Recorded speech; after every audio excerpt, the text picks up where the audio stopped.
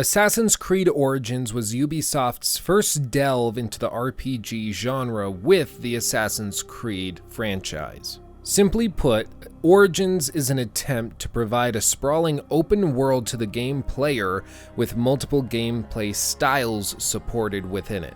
It was a simple and yet lofty goal for the developer of Assassin's Creed Unity and Syndicate, both of which had their own respective problems. Needless to say, a lot was riding on Assassin's Creed Origins, and Ubisoft had to put out a really strong competitor here if they wanted the franchise to regain the momentum it previously held. Now, I went into this game very excited about the setting. I was one of those kids when I was younger who was obsessed with ancient Egypt and would spend all of my time reading books and looking at pictures of the Great Pyramids and the tombs within them. And I was surprised to see that I was not the only one who was incredibly excited just for this setting.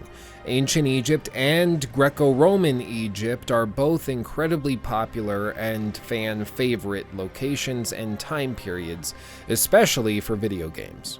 However, I'm sure I don't have to tell you that no game has ever really given us the ability to travel through and explore an ancient Mediterranean world in quite the same way that Assassin's Creed Origins is at the very least attempting to.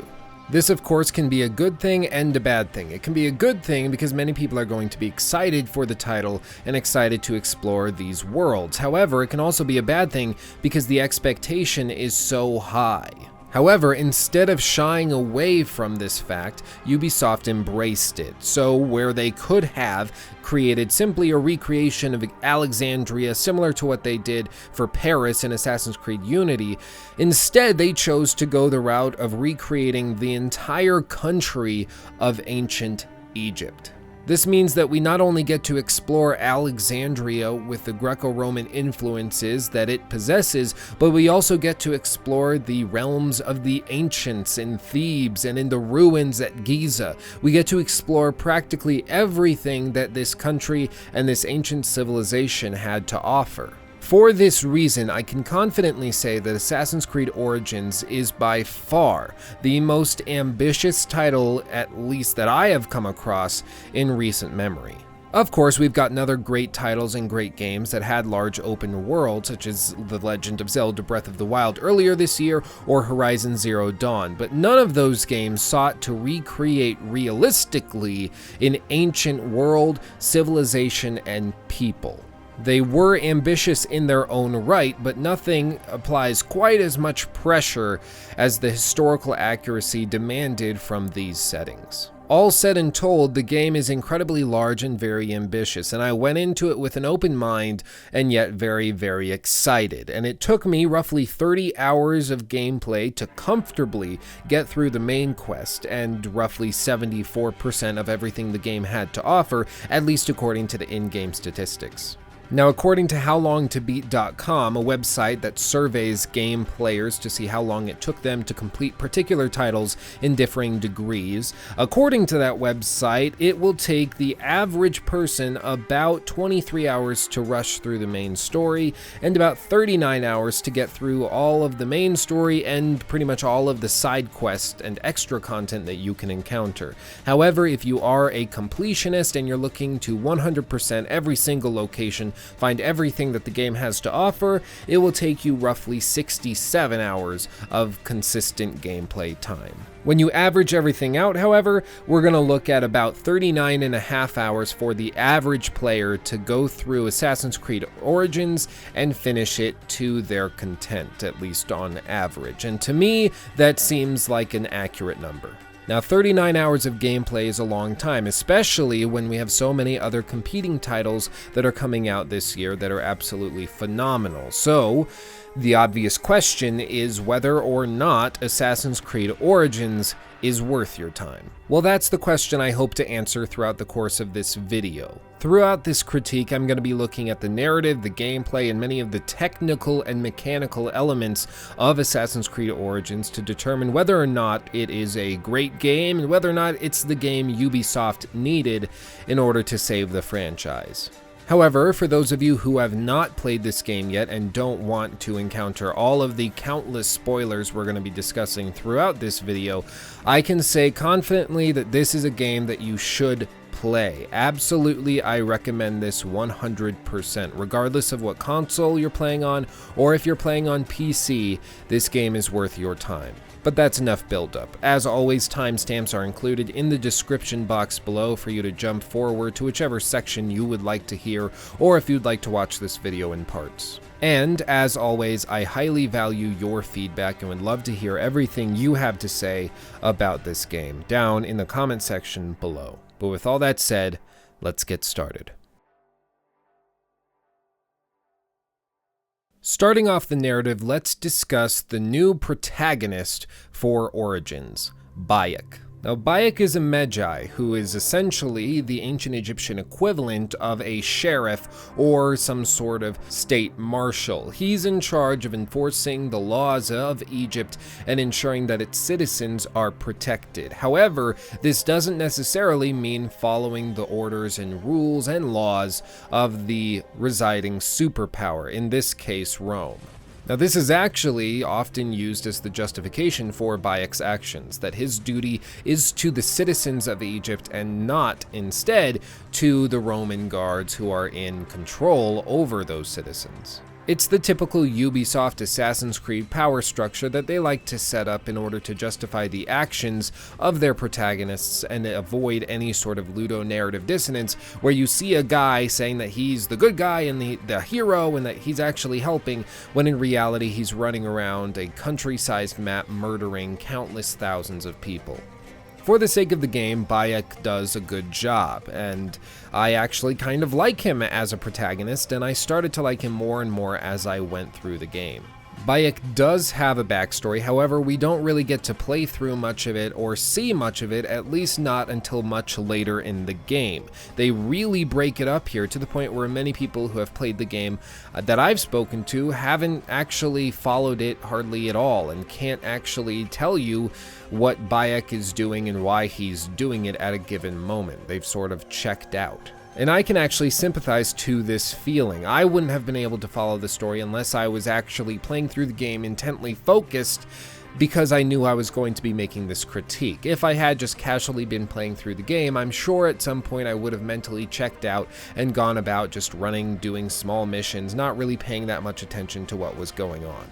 For this reason, I would have liked to have seen more small character building moments early on in the game to, in a way, sort of loosen up Bayek as a protagonist to the audience. But they do come later in the game with small interactions, especially with Aya, Bayek's wife, and some other main characters that come into the plot about 15 or 20 hours in. Now, what is Bayek's story, you may ask? Why is he doing what he's doing in the game? Is there a motivation, or is it the typical sort of Assassin's Creed, I need to do this because reasons type of scenario? Well, actually, he does have a story, and it's pretty simple. Basically, Bayek's son has been murdered, and he is hoping to achieve some sort of revenge against the parties responsible, and he uses the help of his wife and many others along the way. However, as he seizes this revenge, he realizes that he actually has a greater duty to his kinsmen, and then he forms what will eventually become known as the Assassin's Creed in order to fulfill that duty. The main problem with the narrative, however, is that this takes a long time to unravel, which we'll discuss in a moment. Before I get into some of the negatives of the story, however, I want to just say that Bayek's interplay with his wife Aya is actually pretty fantastic. I really enjoyed these moments where we got to go through gameplay sequences or narrative sequences together. They clearly care about each other, but eventually they choose to part paths for the sake of the greater good, at least as they see it.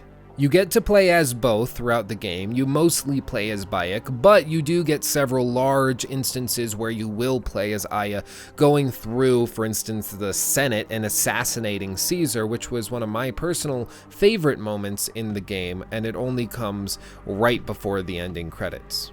Bayek and Aya are actually very strong individually. However, when they get together, they are unwilling to compromise. Specifically, Aya is unwilling to compromise for the sake of each other. Throughout the game, Bayek is doing what's best for Egypt, at least as he describes it and understands it, and Aya seems to be helping Cleopatra no matter what she's doing, even if it seems to be for her own self-motivated reasons as opposed to the greater good of Egypt as a whole. Bayek is constantly explaining frustration and expressing this to Aya, however, she's unwilling to listen, saying that they owe Cleopatra so much and they should just get over it and deal with it because she's the best they've got. There's a few ways you could look at it. You could say that this is the typical empowered woman that's striking off on her own and doesn't need a man. However, I don't think it's that at all. I don't think this is a Ubisoft attempt to preach feminism. Instead, I actually read this as simply two people who are highly motivated and conflict with each other as a result of those motivations and ambitions. It's a tale as old as time. Two people get together because they're attracted to each other's ambition, but eventually that very ambition, the very thing that drew them together in the first place, actually comes to drive them apart. At the end of the game, after the creed has been established, Aya and Bayek choose to go their separate ways because their personal relationship is actually preventing them from serving the greater good as they each see it. Aya needs to go off and kill Caesar, and Bayek needs to help out the people still in Egypt. All told, I really like how this was done and why they're doing what they're doing. I think it makes sense, and their characters are truthful enough to the point where I can believe what's going on, at least on screen. However, I don't really like the mechanical and technical implementation of this storytelling. I would have personally liked to have seen many more situations where we just see an extended cutscene of these two talking, which is something we're going to discuss in a moment, specifically why Ubisoft seems afraid to have cutscenes longer than 30 seconds at a time, and when they do have cutscenes longer than 30 seconds, they're covering the completely wrong topics and subjects and completely missing the point. And this is where we start to slide into some of the criticisms of the story and the way that the narrative is done. In general, I think the story makes sense. Bayek's motivations are clear and make sense based on who he is and the people around him. I think the setup is good. It's the implementation that I have an issue with. As I just said a moment ago, Ubisoft seems terrified of having prolonged interactions where two characters are speaking to each other as though they're actual people. Whenever two characters are alone having a conversation in a main quest cutscene in Assassin's Creed Origins, it's always incredibly vague language. It's almost as if they're trying to write the way they think people would have talked back then in the ancient days, instead of just how people would talk to each other. It doesn't mean that you need to throw in lingo and all sorts of slang and curse words. No, you can have an honest, normal conversation without all of that. However, there isn't anything normal about the discussions that are had during these cutscenes. The best way I can describe it is stiffness, and this is how I describe Bayek as a character, especially for the first 15 hours of the game. He's incredibly stiff. He's not opened up. You have no reason to really like him. You're sympathetic to him, but that doesn't mean that you like him. You understand why he's doing what he's doing. You feel bad for him, but he's not a guy that you would want to go and grab a beer with, in the same way that Arno would be a likable person and somebody that would likely be very fun to hang out with on your personal time. At least the Arno before the character change and before he gets into the Assassin's Creed and gets super boring, blah blah blah. You know my point. It really takes Bayek about 15 hours of gameplay before he passes from tolerable and somebody that you just are playing as and you sympathize with to actually becoming a likable character, thanks to some of the later in-game quests for higher levels and also the main story quest lines that also give you reasons to like him.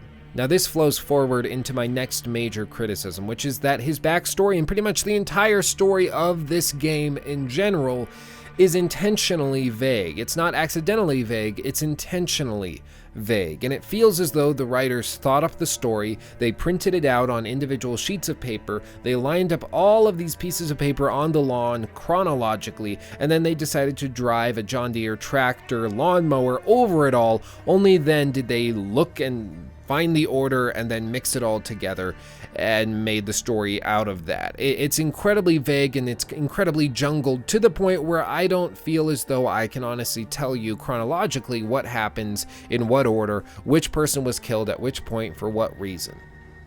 Now this leads directly into probably my greatest criticism of the narrative of Assassin's Creed Origins, specifically that the story is intentionally vague, and I, to be honest, don't really understand why the developers and the writers felt they needed to do this. The game opens up with you running through ruins with lots of treasure in what is a very visually satisfying and impressive space, and then killing somebody, at which point you go outside, meet your friend, and ride through the desert.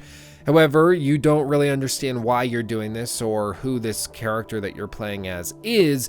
You don't really understand any of that. All you know is that Egypt is pretty and you're riding on a horsey and it's kind of cool. It's actually eerily reminiscent of the opening of The Witcher 3 Wild Hunt, a game which the developers of Assassin's Creed Origins have said many times was an inspiration for them. Specifically, that game opens up with Geralt riding on the back of a horse with his pal Vesemir, talking to each other, having a conversation as they go through a land that they both used to know, and used to know specifically before it was ravaged by war. In the opening of this game, we ride on the back of horses with an old pal of ours through a land we used to know before it was invaded by a stronger external force that we personally don't really like or agree with. That is very reminiscent. Maybe it's a tip of the hat to The Witcher 3, or maybe it's just a coincidence. Nonetheless, they are very similar.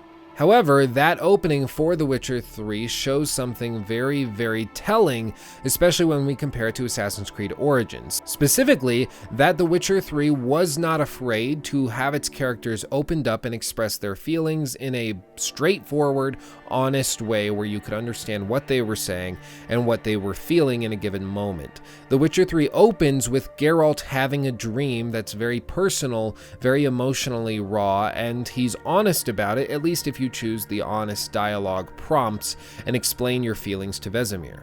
Now keep in mind, this is in the first 10 minutes of the game. You actually get to see what Geralt thinks and feels about the characters that you are going to be interacting with for the next 20, 30, 40 hours of gameplay, and that's in the first 10 minutes. You know exactly where the character stands, where you should stand, and what's going on. Whereas in Assassin's Creed Origins, we weirdly have to wait 15 hours before we even fully grasp what's going on.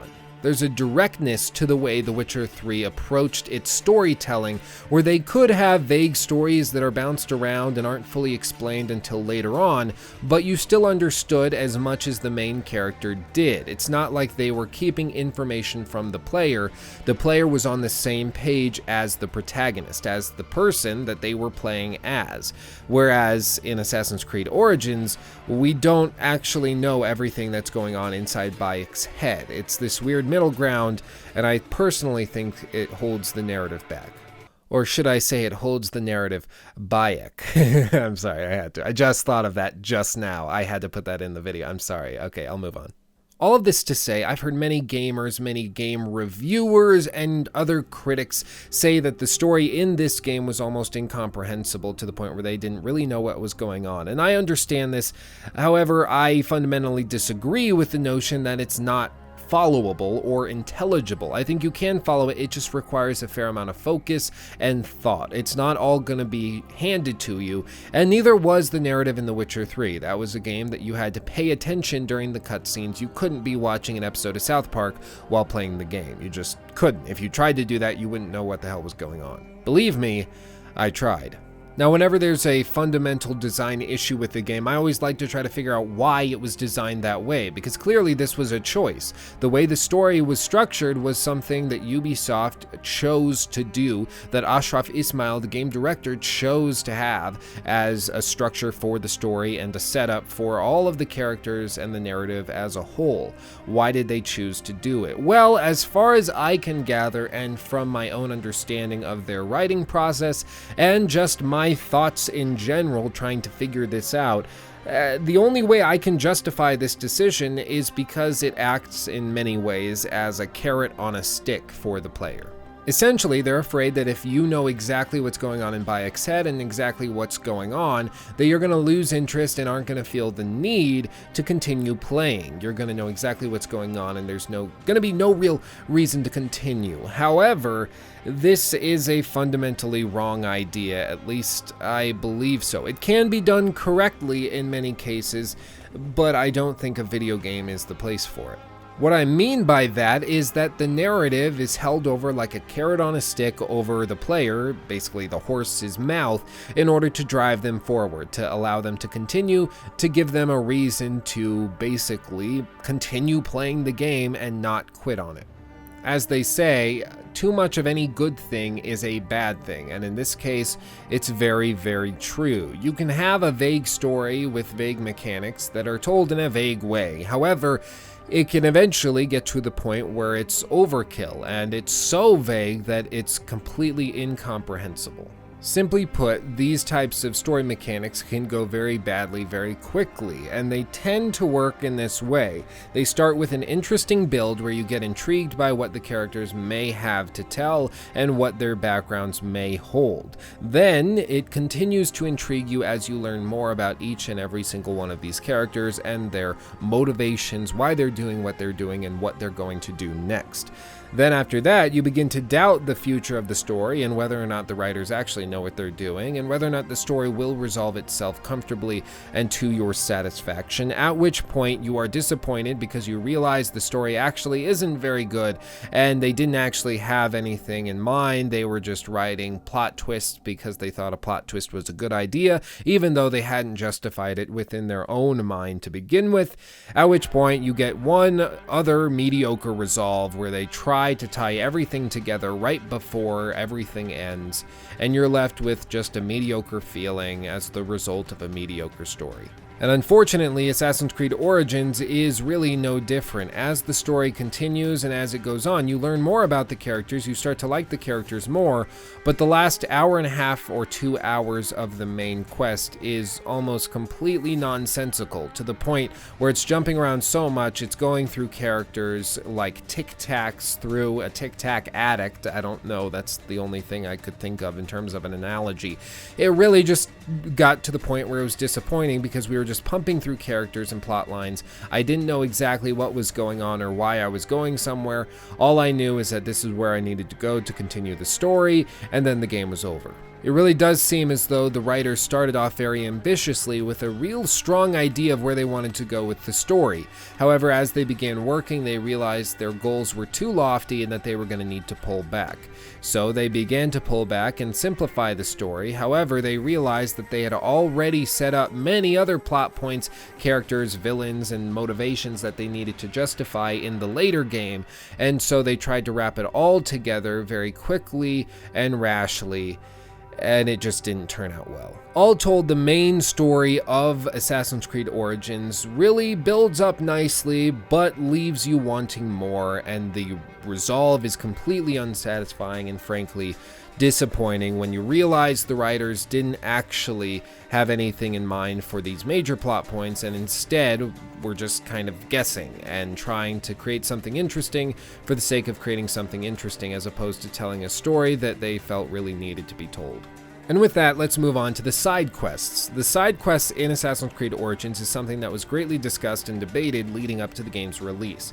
The game director, Ashraf Ismail, said that this was going to be a major focus of the game and that they were focusing on trying to deliver a story and a narrative with every single side quest, so you never were performing actions for no reason. You were doing everything for a purpose, for an actual person in the game world. And I actually have to say, they succeed in this. Every single side quest I encountered had characters that needed something for real reasons, requested my help, and I helped them and got an actual response from those characters as a result of my actions. It was fantastic, it was phenomenal, it was something I didn't expect to see and enjoy as much as I did. However, it was not perfect. Now there's some great examples of side quests and narratives for those side quests within Assassin's Creed Origins, many of them so memorable I can list them off right now off the top of my head. For instance, one side quest that stood out to me was where a couple was asking Bayek to retrieve the bodies of their loved ones from where they had just been mauled by a bunch of hippos just a short distance away. So I went, collected the bodies, killed the hippos so that they could be buried and sent off to the Field of Reeds. Another side quest that I really enjoyed was when I investigated a massive crocodile in the Fayum Oasis that actually had been believed to be a representative of Sobek and was incredibly sick, at which point I investigated him and found out somebody had been paid to poison that crocodile. And then as I went on, I also came across another side quest where, for instance, a young woman was trying to commission your help because her husband was missing. So you go looking for her husband, rescue him from a small island where he had been deserted and was being attacked by crocodiles. I killed the crocodiles and took him on a boat back to this woman who claimed she was his wife, at which point I realized that she had actually gotten this man incredibly drunk and had forced him to marry her because she wanted to be married, at which point the woman's brothers came out and I killed them in order to let this man go free.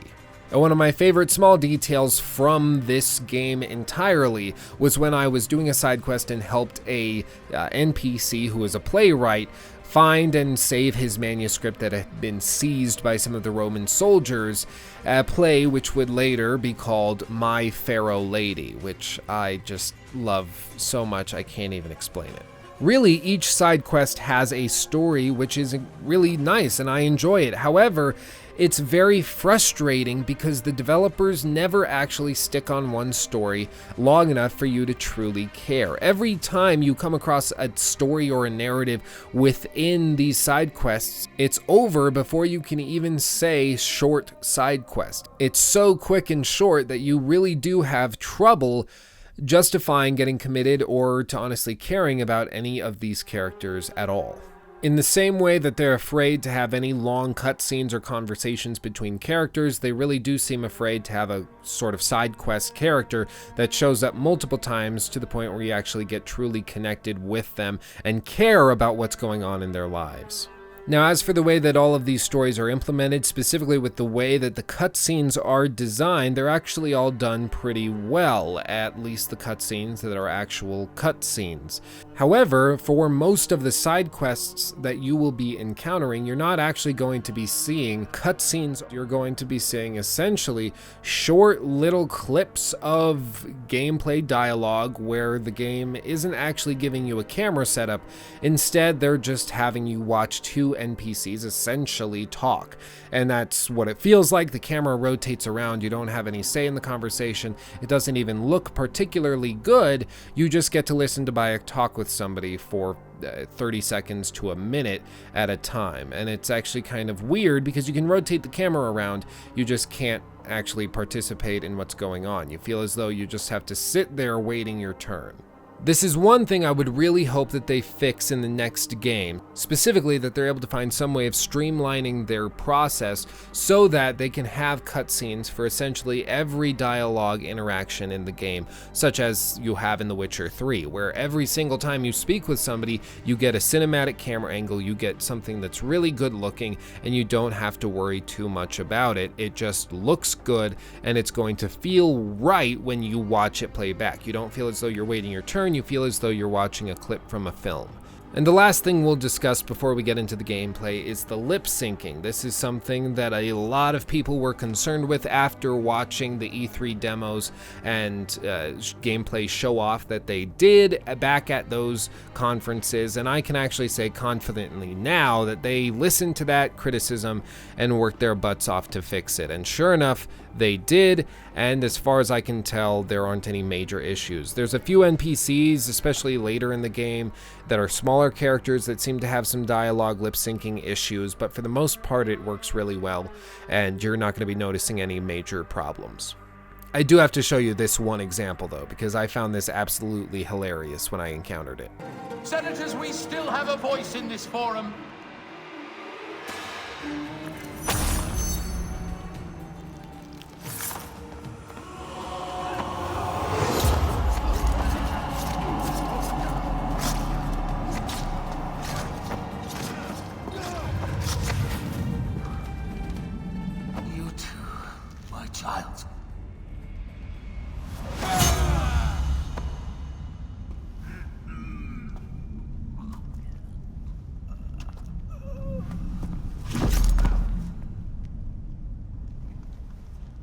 tyrant is dead. You are free now. See that? It didn't match at all. But regardless, for the most part it works well, and it's actually kind of cool to see that Ubisoft listened to people's criticisms, specifically about the dash button and the lip syncing after E3, and applied that to the game. And I just find that really cool that they had that quick of turnaround to make such a fundamental change in the game. And so, in closing, the narrative for Assassin's Creed Origins is actually fairly decent and the characters are likable enough. However, the execution of the story is done so vaguely and so poorly that it's incredibly hard to follow what's going on, why it's happening, and why these characters should have any craps given about them. As for the side quests, they're all approached in a very interesting and intriguing way, where every single one of them has a story to tell. And the world itself has many stories to tell, whether you come across a little note in an encampment, or you're just sailing along the sea, you come across an island with a note on it telling you where to find some buried treasure. It's all very well done, and there's a real attention to detail here that I can appreciate. However, the main quest is the one thing that falls flat, and there's a weird fear of committing to longer plot lines that I can't really explain reasonably. All told, it's far better than anything the series has yet offered. However, it's still got some major issues that can't be overlooked. But with all that said, let's get into the gameplay.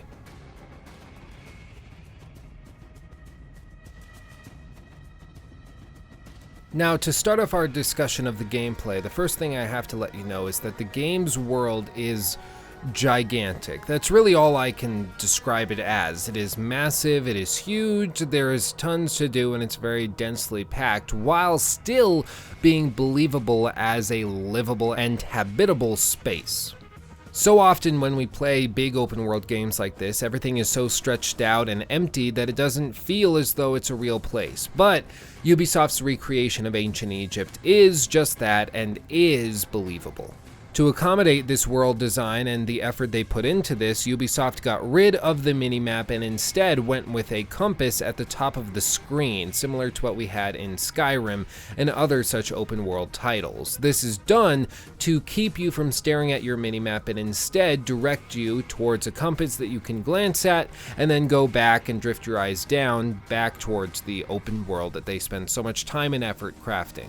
The HUD is also incredibly customizable, which I greatly appreciate because I tend to be a bit of a HUD snob. I really don't like most heads-up displays. I find they're incredibly crowded and have so much needless information displayed. However, everything is going to be customizable on this to the point where even on consoles, you can get it down to a very minimalistic view so that you get exactly what you want to see and so that you can enjoy the world that they've created. And it all works really, really well. The idea that I can explore ancient Egypt and the detail they've put into this, I can climb through the pyramids, looking in old tombs I find in the sides of hills, and I can even fight Anubis at one point. Like, it's so incredible to me, and as a nerd for Egypt, I absolutely love it. I just can't even explain how much I enjoyed exploring this world. I recognize that for other people who are not big fans of ancient Egypt, it may not be a big deal and it might not matter that much to you,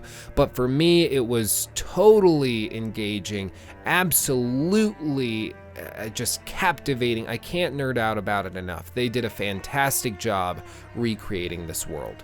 Now that I'm done geeking out, let's talk a little bit about the gameplay itself. Leveling to begin with. Leveling in past Assassin's Creed titles has been there, but it hasn't been very crucial or critical. In Assassin's Creed Syndicate, we could go up to a level 9 and we could be fighting all of these heavily armored and powerful characters, but it really didn't feel as though leveling was that big of a deal, and you didn't actually know at which point you were going to reach a certain level. It was kind of just up in the air and lightheartedly tacked onto the game. However, as I said at the beginning of the video, Assassin's Creed Origins is a concerted effort to make this a step towards an RPG first and foremost, and that's what they tried to do here. There's 40 levels that you can reach, each of which are going to unlock an ability point, and you can unlock ability points also by reading stelae throughout the world. These ability points can be spent on, of course, abilities that will unlock new things that Bayek can do or that Senu can do as well. All of this is based on XP that's gained through performing certain activities or completing quests or discovering locations, and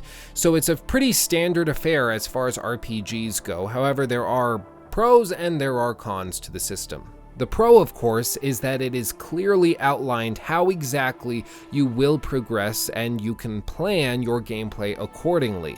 It follows practically every RPG in recent memory using this design, and I actually really enjoy it, and I think it's a good thing that Ubisoft went this direction, because I think that this is what the game should have been doing all along.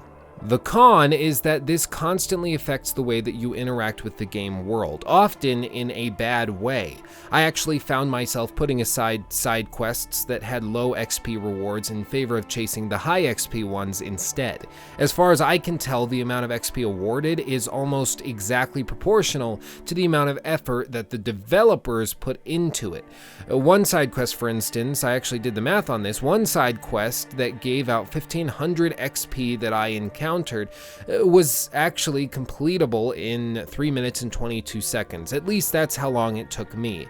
Whereas one that was worth 3500 XP took me 13 minutes and 43 seconds to complete, and was, to be honest, more fun.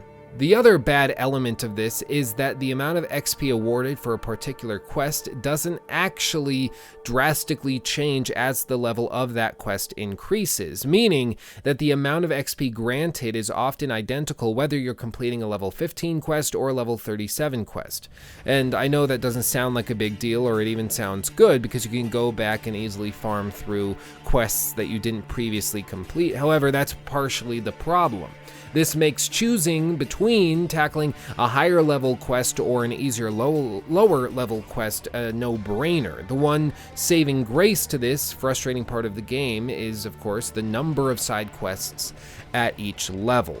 This is a highly curated and carefully arranged system so that each side quest doesn't necessarily get harder to complete as you go up in level, at least on a mechanical level. In a technical level, they do, meaning specifically that the enemies are going to get higher level, they're going to have better armor, they're going to have better gear, they're going to have larger health bars, but on a mechanical level as to what you're doing, it won't require more skill to complete a level 37 quest as opposed to a level 27 quest. Furthermore, the number of side quests available at a particular level are the same as the number of side quests that will be needed in terms of XP when combined with the main quests for that level, to level up to the next level where the process just repeats. This basically means that everyone is going to have the exact same experience, and for an RPG, this is not good. What this means on a practical level is that everybody, when they reach level 15, is going to need to do the level 15 side quests and the main quest for level 15 in order to level up to level 16, and they're going to need to repeat the process to reach level 17 and then level 18. And when everybody is having the exact same experience when playing an RPG, one has to ask whether or not it's actually an RPG. Now, of course, this is Assassin's Creed's first attempt at creating an RPG, but moving forward, they will need to fill the world with either more side quests of this length or lengthen the encounters and increase the XP reward for each of these quests in order to ensure that everyone can experience the world in their own personal way. Now that brings up the topic of gear levels. Gear now has levels too and can be crafted or purchased or upgraded using blacksmiths in the world or using materials that you collect in the world as well. Having shifted towards an RPG, this was of course a design must, and it actually works really well. If you have a weapon that you like, you can then upgrade it for drachma as you level up, which I actually really enjoyed because I found a pair of dual daggers that I really liked, were legendary in terms of their classification. I wanted to keep using them, and I was able to upgrade them to my current level every time I leveled up, so I could keep using them and they would have a comparable damage output. Now, there are heavy weapons, light weapons, speed-based weapons, and generic sort of middle-of-the-road performing weapons, and the leveling system doesn't actually build your character around just one of these types of weapons, meaning that you can play really however you want throughout the course of the game, allowing you to quote-unquote role play as you see fit. And I actually really liked this design choice because it made it so as I leveled up, I didn't feel as though I had to commit to my dual wielding swords. I could actually go and try out a mace or a spear for a particular encounter if I noticed they had a certain type of shield configuration. I could adapt to the world and to the way the enemies were approaching every interaction. And I actually really like it. Some people I know won't like it because they'd rather specialize under one weapon and just use one. However, I actually found myself feeling the opposite. Now, the detail in this game is absolutely incredible. The AI has been noticeably improved, and I'm going to discuss these details later, specifically once I get into some of the stealth discussion, so don't worry, we'll talk about it. But I can say the AI has been noticeably improved. And, of course, the day and night cycle is now a major mechanic, being something that you can constantly swap between to change and cycle 12 hours forward into the night if you're in the day, or into the day if you are currently in the night, allowing you to customize your approach towards a certain encampment in a very Far Cry style based on the time of day and what those NPCs will be doing at that particular time of day. Now, as for the classic Assassin's Creed parkour mechanics, this has also greatly been improved. Now, not only are there not multiple buttons you have to hold down in certain configurations in order to climb, it just sort of works, and I really, really enjoy it. Not many people have talked about it, at least as far as I've seen. Many of them take this for granted, but there is a real attention to detail, and there has been a focus placed on this free running that I don't think has been placed on it in previous titles, at least the ones in recent memory. There is a real improvement here, and I think it's great. Specifically, you can climb almost anything. Of course, we have the entire country of Egypt to explore, and now we can climb up cliff faces, and we can climb up trees that we previously couldn't climb up. It's actually very, very well done, and it's very reminiscent of actually The Legend of Zelda Breath of the Wild that released earlier this year. And I'm not saying any game copied the other, because of course this game would have been in development long before we ever saw a glimpse of Breath of the Wild, but they are very, very reminiscent of each other. I actually, however, believe Origins does this free climbing better than Breath of the Wild did, specifically in the climbing animations and the lack of a stealth bar that just ends up frustrating people.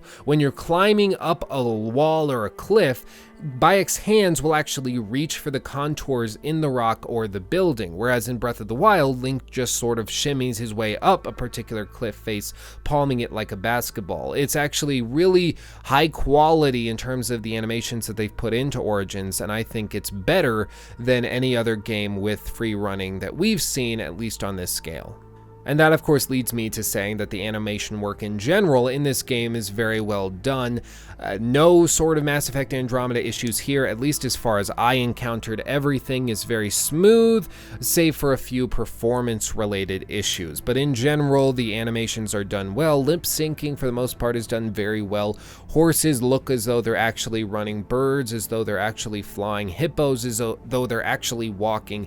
It's all done very well. Now, this brings me to the naval moments that I just had to mention during this critique that we actually encounter multiple times throughout Origins, something I didn't expect to see actually at all. Now, these encounters are fun, but they're actually very infrequent. They sort of serve to remind you that this is the same team that made Black Flag, while also making it clear that this is not an attempt to downright copy a previously successful game. And I think it succeeds. Origins really does stand on its own and doesn't feel as though they need to rely on a previously successful title. Now, controls are, for the most part, very responsive, except for a few actions such as using smoke bombs and aerial attacks, which are both incredibly clunky and almost inexplicably so, and they always seem to happen when you don't want them to, and they don't happen precisely when you want them to. It's very frustrating, and I'm not sure why they are such problem children, but nonetheless, they are there. Now, as for stealth has been streamlined. After all, we are talking about an Assassin's Creed game. We need to discuss the stealth mechanics and what has been done to them. Now, there is a difference between streamlined stealth and simplified stealth. Many people mix up the two and believe that Assassin's Creed Origins stealth mechanics have been simplified, much in the way that the RPG elements of Fallout 4 were simplified and not streamlined. There is a difference. Streamlined makes things more accessible and easier to interact with, whereas simplified just means that they're simple, they're easier, there's less depth to them. Now, Assassin's Creed has never been an incredible stealth game. Usually, it's something where you can sneak around hiding in little groups of people and then use throwing daggers to one-shot higher level enemies in the head. Now, all of that is tied together and still works. However, you have much better ranged enemy options, and you have to consider their improved AI, all at the same time as dealing with their new schedules that they're going to be interacting with constantly when they're going to bed at night, or when they need to go and relieve themselves in the river. Those types of things now are built into every single character in the world, and that has to be considered in every single stealth interaction. And so I greatly disagree when people online or Reddit or wherever say that stealth is no longer a priority in Assassin's Creed. Rather, they've empowered players to play the way they want to go in guns blazing with their maces and their shotgun-looking arrow blasting bows, or they can sneak their way in and play that way. Now it's an RPG, you can approach it the way you want to, at least for the most part. Now, further discussing AI, as I said earlier, I was going to discuss it now. I'm going to discuss it now. So, the differences in the AI is very noticeable. Every NPC has a schedule, things that they need to do. They have a job, they have a home, they have a bed where they go to sleep, and they go on that cycle every single day. You can follow them, you can watch them. They actually live their own sort of mini life, and it's really cool to see. It's something that many games have preached and claimed to have, but have never implemented in an honest or really intriguing way.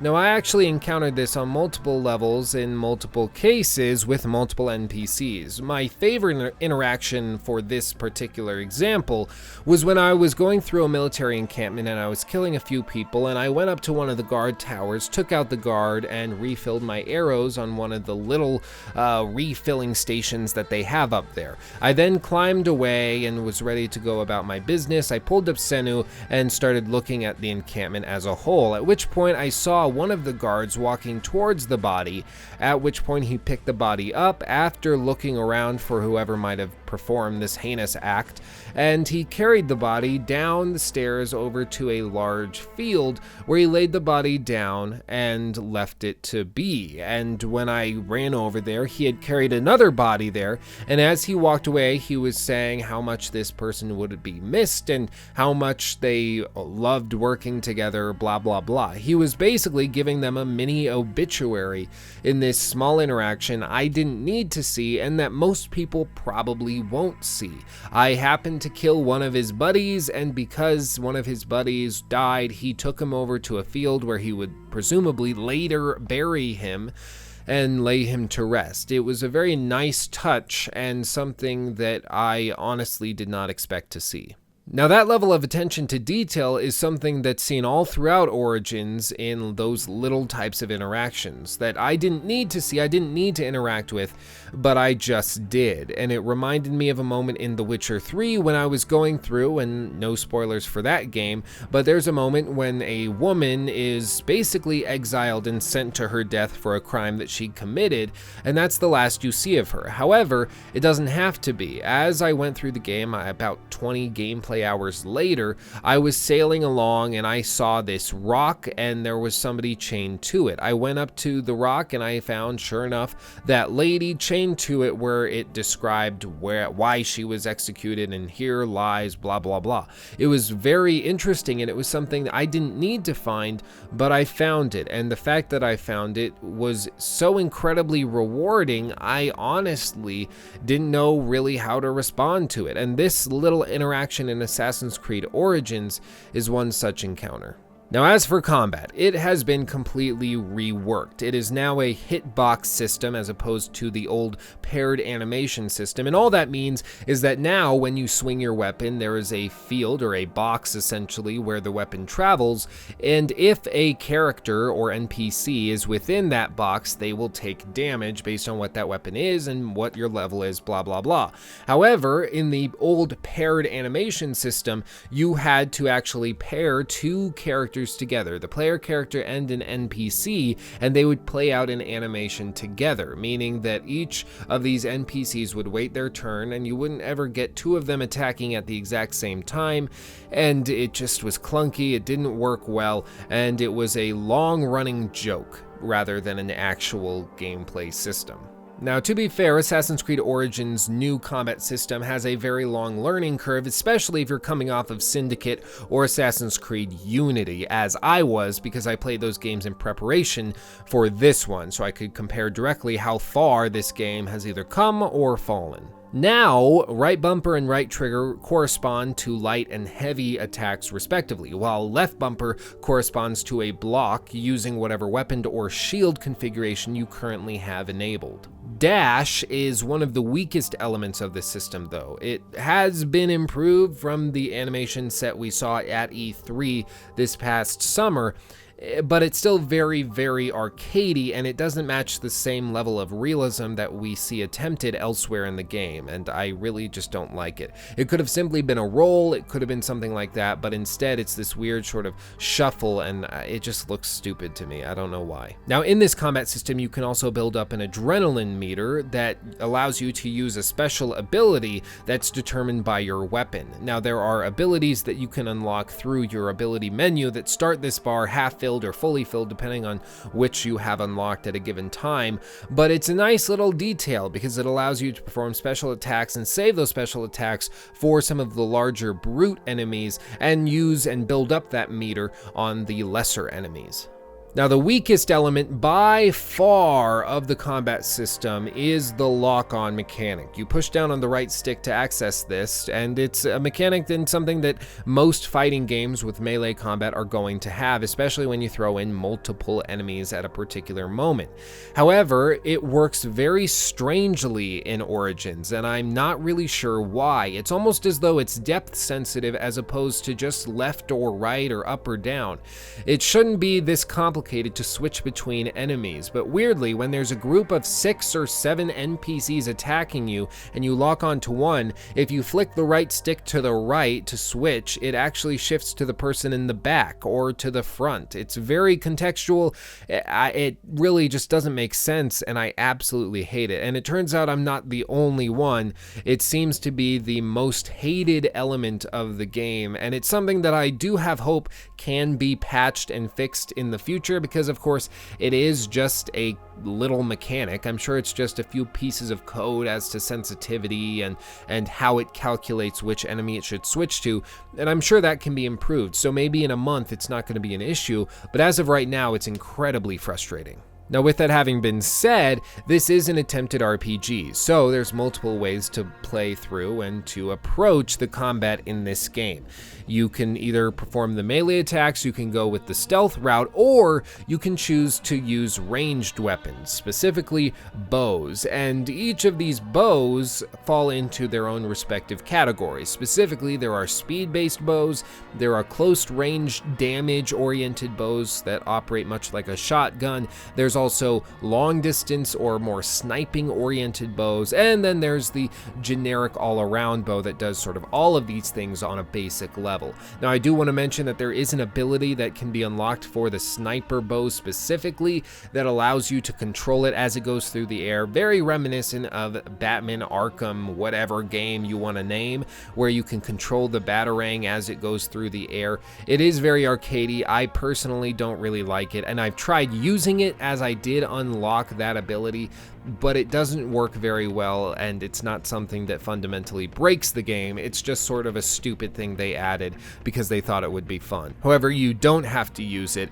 It is there, it is an option, but it's not as though there are quests that mandate its usage. It is there, you can use it if you want to. Most people, however, I would guess, are never gonna touch it. Now, I have to say, I love the ranged fighting in this game. The bows work very, very well. They tie into the combat flawlessly and very fluidly, and I actually found myself enjoying this bow combat far more than I actually enjoyed Horizon Zero Dawn's. And I know that might tick off a lot of people, but I'm just being honest. On a personal level, I enjoyed this ranged combat far more than I enjoyed the combat in Horizon Zero Dawn.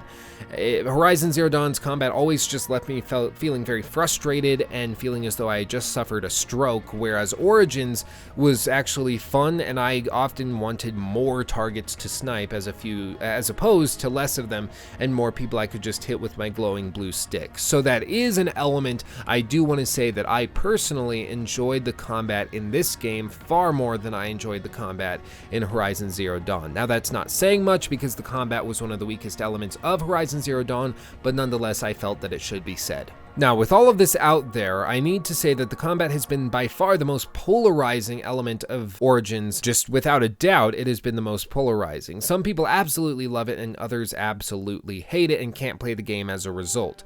I personally really like the system. Sure, it's not perfect or as highly polished as other games that offer similar systems, but for a series that has long had a combat system that was more of a punchline than a quality game mechanic, it's fantastic.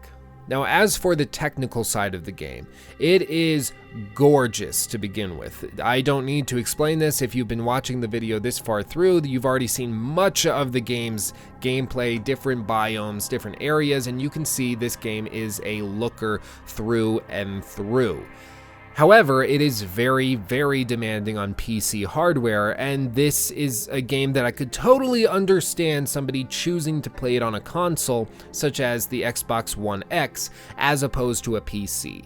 Now, part of this is reportedly due to the insane level of DRM installed on the PC version, at least reportedly, and that is tanking the CPU performance for many builds, which allows the Xbox One X to achieve 4K at 60 FPS, while a comparable PC is struggling to hit 30 or 60 at regular 1080p resolutions. So it is something to consider if you're looking at getting this game for PC. If you can get it for a console, you will have less of an issue, but this is a game I would recommend only getting for PC if you have a 1070 or better, or if you're watching this far in the future, they've optimized it, or if they've cracked the DRM and cracked de novo and they've removed it from the title, then in that case, I would consider getting it for a weaker build. But as of right now, it's incredibly demanding and is going to tank on lesser hardware. Furthermore, there are many strange moments of stutter where the frames per second is actually at a steady 60 FPS,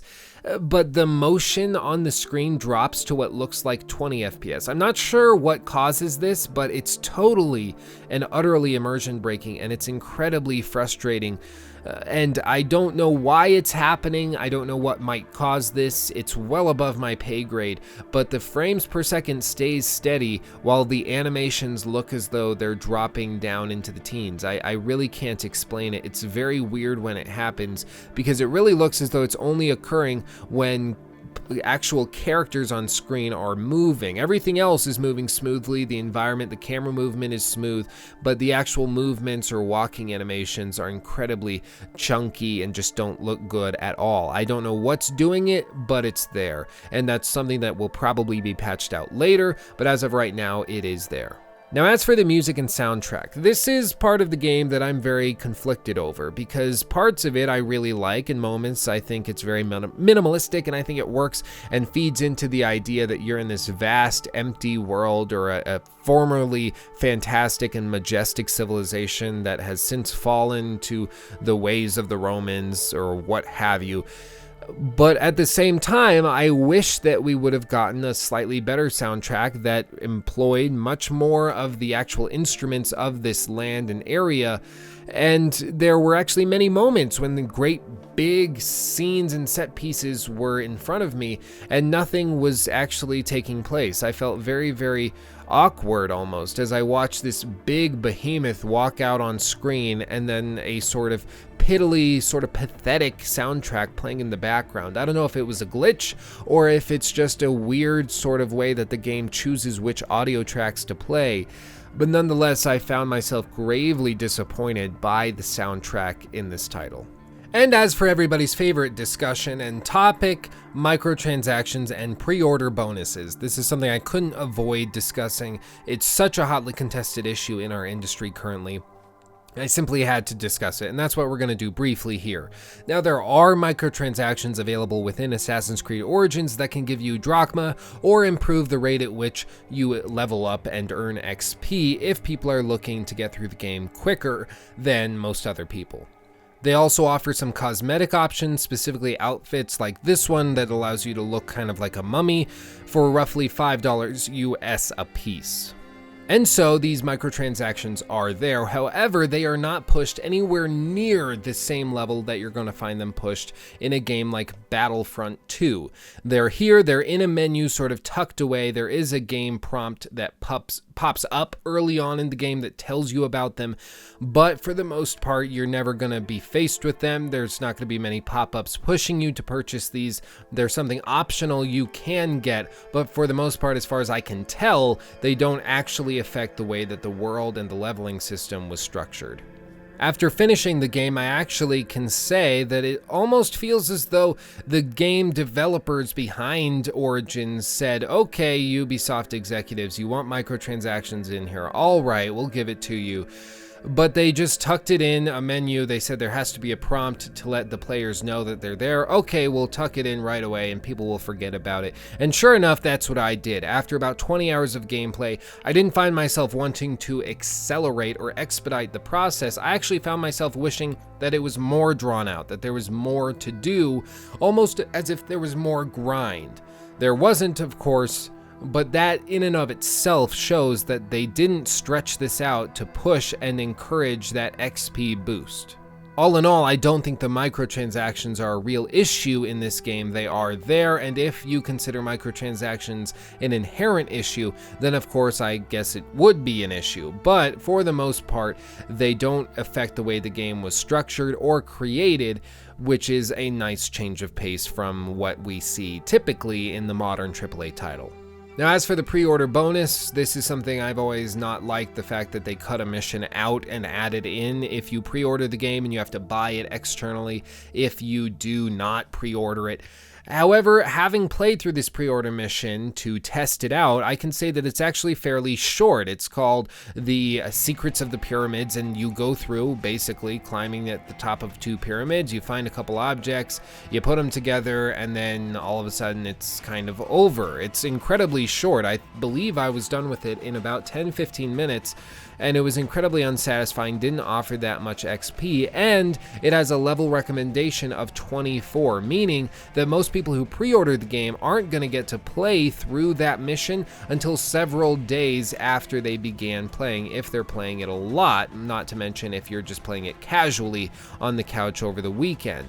And so it really seems as though Ubisoft recognized that, okay, we got to put a pre-order bonus mission in there, but we don't want to make it such a critical and crucial quest that people feel as though they're being gypped by not pre-ordering, or maybe they just wanted to save labor and not put a lot of effort into it. That's another way of reading the situation as well. Nonetheless, it isn't a big deal, and I actually found myself kind of disappointed in it as a pre-order bonus. It was weirdly just another tiny quest that happened to be packaged with the game.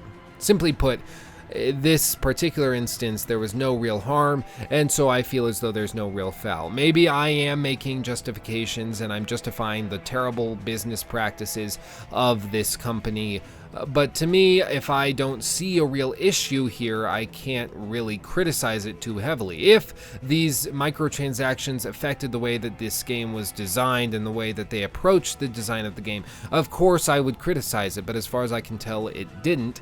And of course, if the pre-order mission were vast and massive and offered a ton of XP to the point where it made a real difference in the long term, I would criticize it heavily. But here it seems so small, it's almost difficult to justify purchasing it externally, and certainly to justify pre-ordering the game for it. But that's about all I have to say there. And so, in closing, I do want to say that Assassin's Creed Origins has been one of the most impressive games I played this year, knowing how much work went into it and how far this series has come. Origins is coming off the heels of games like Unity and Syndicate, and so they didn't have to do a lot to blow those games out of the water because they were incredibly repetitive, dull, and uninspired. But they instead chose to be incredibly ambitious, recreate an entire ancient country and civilization, and give you a completely different take on a game that was previously well beloved, and reinvent the wheel, and I actually am very glad that they did. In a time in our industry where open world games seem to not have a lot of care put into them anymore, they're just large maps with a ton of small, menial tasks to be performed, Assassin's Creed Origins is actually a welcome change, and the fact that it comes from Ubisoft is a little surprising, to be honest. I can only hope this is a permanent change of pace and of attitude towards these types of games, at least from Ubisoft, because if we get another game in the same style, in the same franchise, from the same teams, we are in for a real treat. And so Assassin's Creed Origins is going to get the much coveted rank of a must-play from Lukey Poo. You absolutely have to play this game, whether it's in 2017, 2018, or 2020, whenever. You need to play this game, and with it going on sale in many different places for the holidays, it is a must pick up. I highly recommend it. That's all I can really say.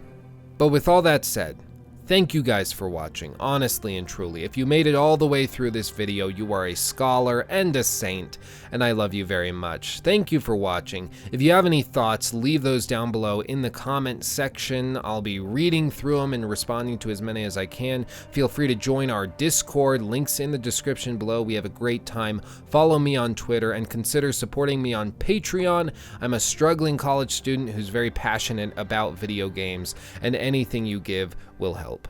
But with all that said, thank you for watching. I love you all, and I'll see you in the next video.